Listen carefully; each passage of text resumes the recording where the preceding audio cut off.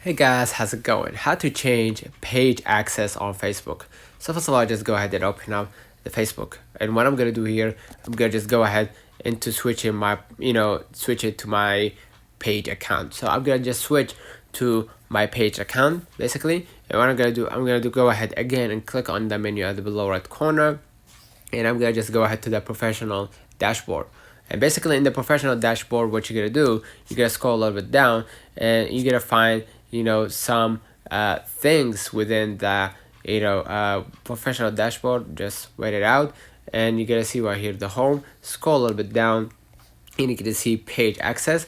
And basically you're gonna see the people who have access to your page, and what you're gonna do, you're gonna just go ahead and view their access, and if you want to delete or do anything about it, you're gonna be able to do it. So as you can see right here, I am actually the moderator of that page. So whenever you add people to that page, it's gonna be different. You're gonna be able to control their limit, and they're gonna be able to change their access settings. That's why in the comments if this video helped you. Don't forget to like and subscribe. Turn on the notification bell to receive every video we upload. Thank you for watching. See you.